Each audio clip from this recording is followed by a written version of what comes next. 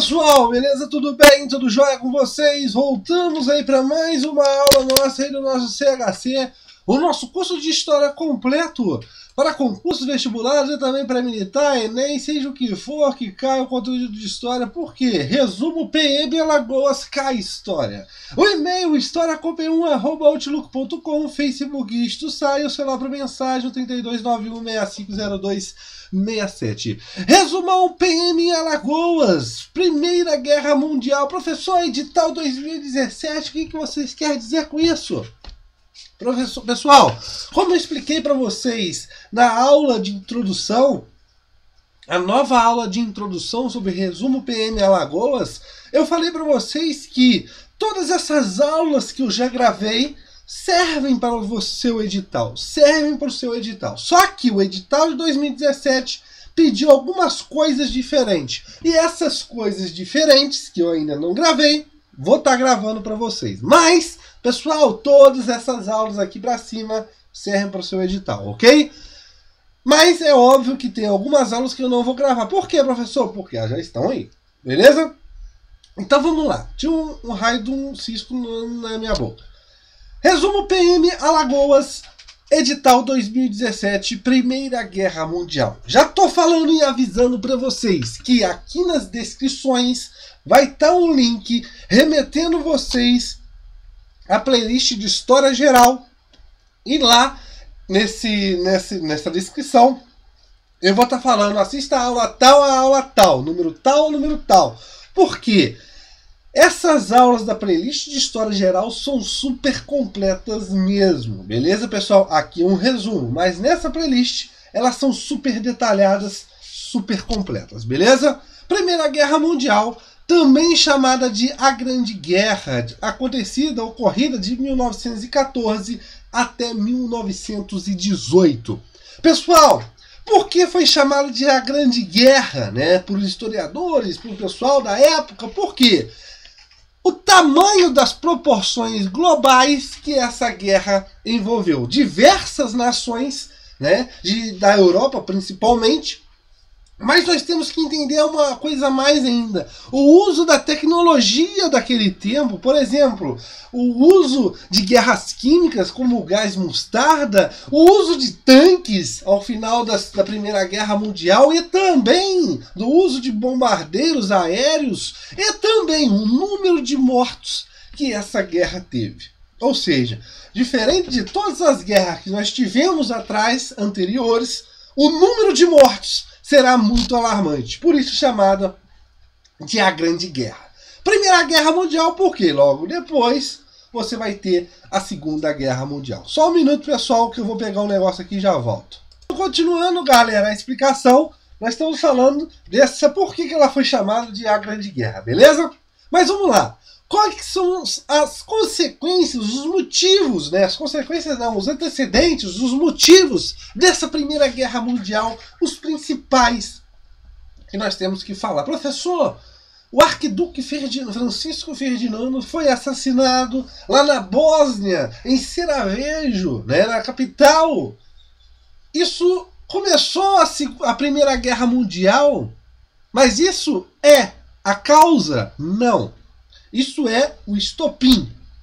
É o que vai acender, é que vai explodir o negócio.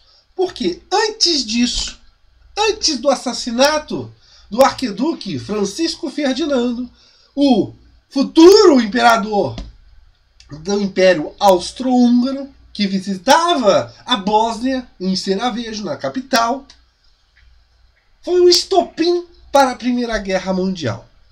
Mas não foi a causa principal. Por quê?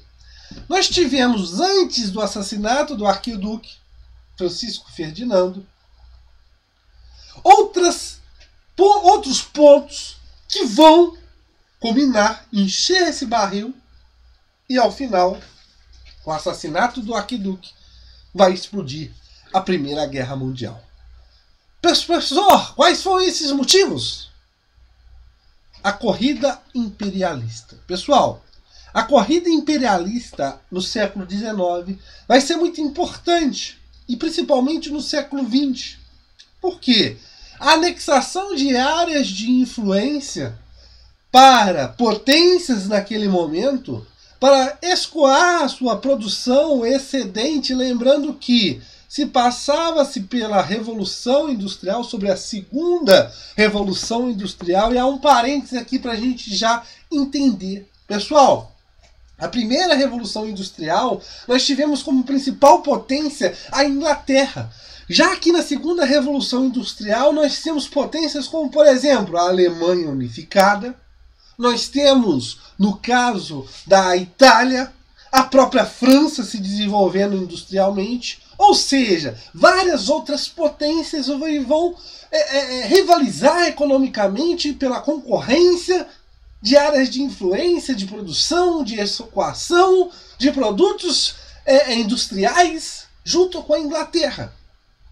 Ou seja, num período de tempo a Inglaterra é hegemônica, forte, ninguém poderia se rivalizar com ela, só que no segundo momento você tem potências que também são fortes como a Inglaterra.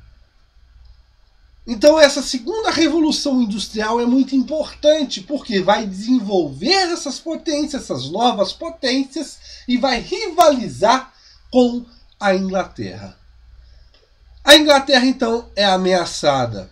Você vê no caso da segunda revolução industrial, pessoal, a ideia do Fordismo, da produção em série, aquela ideia da produção e tem que ter gente para comprar. Então você precisa de anexar áreas de influência, áreas de consumo. Nesse caso, você tem a Conferência de Berlim, em 1885, que se vê, no caso, aí, a partilha da África, né, da Ásia, entre outras regiões, por essas áreas de influência. Tranquilo? O problema é que essa partilha se dá muito para a Inglaterra, França, até mesmo Holanda, Estados Unidos. A Alemanha, a Itália começa a ficar de fora dessa partilha. Ou seja, as igualdades de forças que antes foram propostas lá no Congresso de Viena, ao final da Guerra Napoleônica, ou seja, a ideia de reestruturar o ambiente europeu, a Europa com suas fronteiras, não deixando uma potência ser mais forte que a outra, isso começa a cair. Você tem potência se desenvolvendo, como principalmente nesse caso a Alemanha, rivalizando e muito com a Inglaterra. Beleza? Você também tem outro motivo, como as tensões nacionais, tensões dentro, ou sejam, ideias nacionalistas que defendem o quê? Os ideais nacionais a qualquer custo. Tranquilo, pessoal? Como, por exemplo, as ideias do pan-eslavismo, ou seja, que é uma ideia da Rússia unir a grande cultura eslava, mas com a grande aliada, a Sérvia, no caso, instigando a Sérvia a criar a chamada Grande Sérvia nos Balcãs. Lembrando que as regiões balcânicas, antes de domínio do Império Turco-Otomano, quando o Império Turco-Otomano deixa a região dos Balcãs, essa região da Grécia, da Bósnia, entre outros lugares, ali vai ser de grande disputa, principalmente pela Rússia, querendo saída para o mar de águas quentes ao sul. Então vai instigar a Rússia a ter um controle daquela região para ter saída de escoação dos seus produtos, de comércio, e vai fazer uma aliança com a Sérvia. Sérvia essa que vai promover a chamada Grande Sérvia, ou seja, a anexação dessas áreas balcânicas. Isso nós vamos observar mais na frente as chamadas questões, beleza? Calma, vamos por partes, igual o Jack Stripador.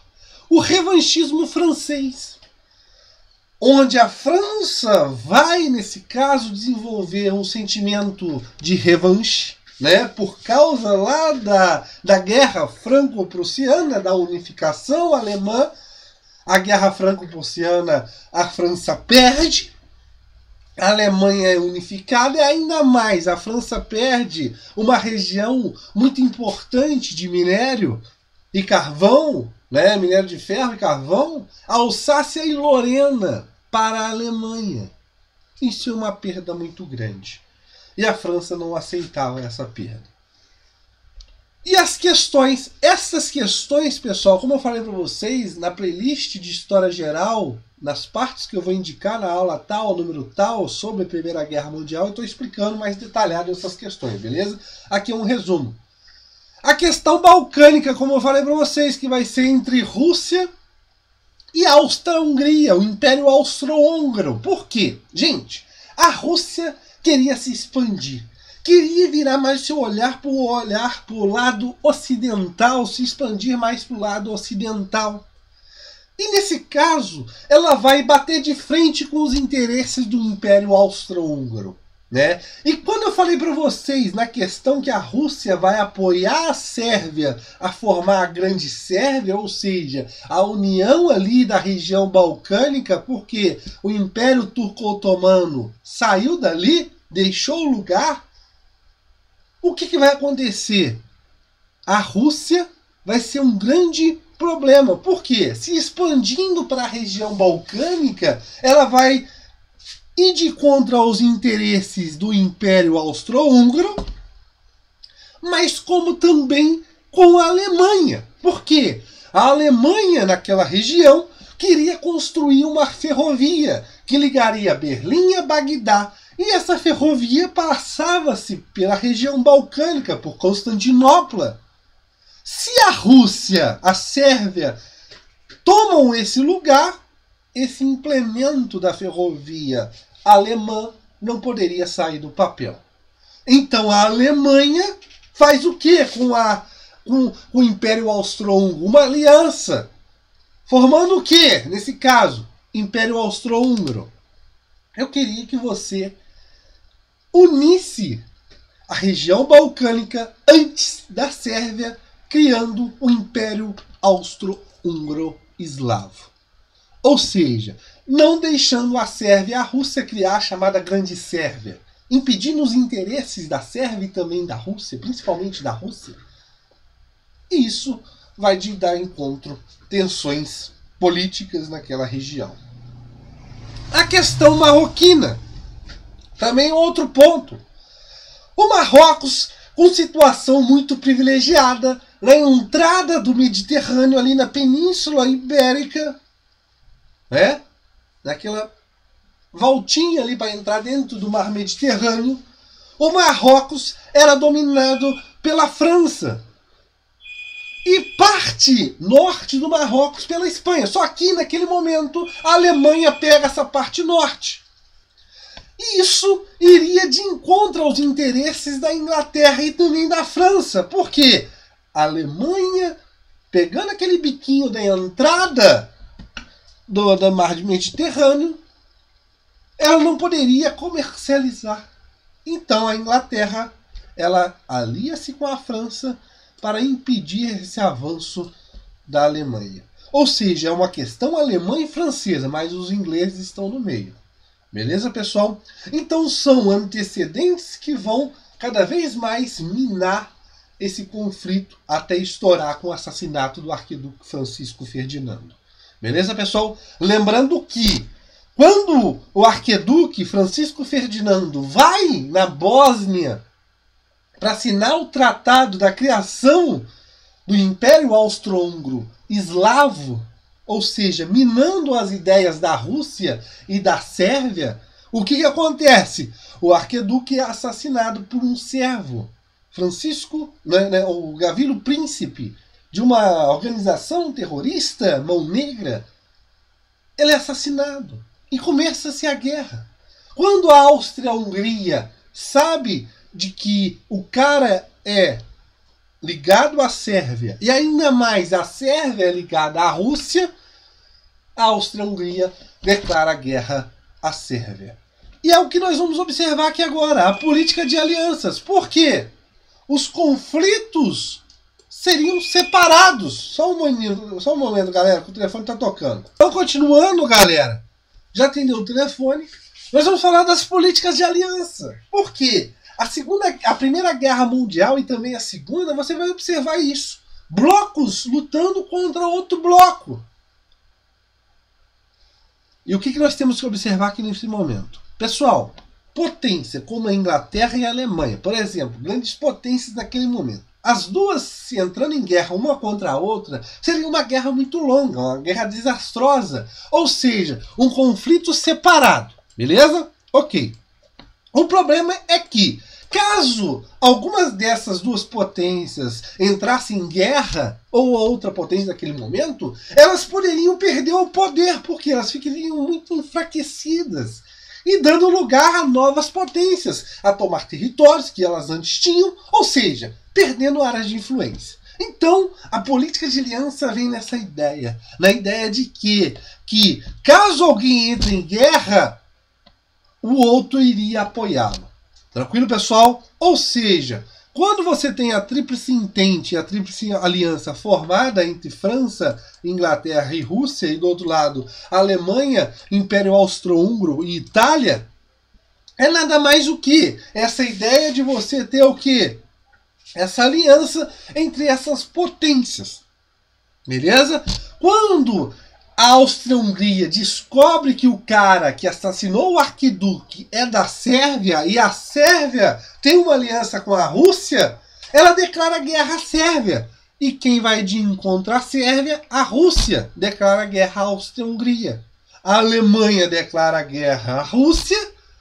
A França e a Inglaterra, não querendo ficar de fora, declara guerra à Alemanha, que estava naquele momento grande potência daquele se desenvolvendo.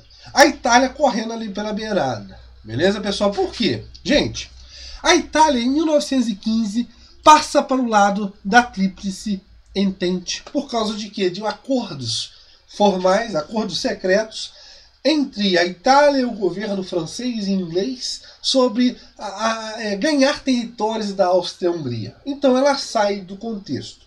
Beleza? Depois. Mas a estruturação da Primeira Guerra é essa aí. Na Tríplice Entente, França e Inglaterra, beleza. Professor, mas a França e a Inglaterra tinham rivalidades históricas lá da Guerra dos 100 Anos e tudo mais? Pessoal, passado é passado. O problema agora é o quê? A Alemanha. A Alemanha estava se desenvolvendo uma grande potência e ameaçava a Inglaterra no poderio econômico, no comércio, e também a França. Então, inimigos incomuns. Então, aliança. A Rússia querendo se expandir, né, para o lado ocidental, mas só com problemas com a Áustria-Hungria nos Balcãs, né, impedindo a saída da Rússia para mares ao sul, e também a Alemanha impedindo a saída para mares ao norte. A Rússia entra do lado da Tríplice Entente. Em 1917, acontece a chamada Revolução Russa. A guerra acaba em 1918. Pessoal, a Rússia sai da Primeira Guerra Mundial. Os Estados Unidos da América entram na guerra. Por quê, gente? No primeiro momento da guerra, você tem a chamada Guerra de Movimento, até 1916. Depois disso, você tem a chamada Guerra de Trincheiras. Por quê? Não consegue se movimentar as tropas. Ou seja, fazem as valas, aonde até o cara conseguiu, beleza, fez as valas, vão proteger.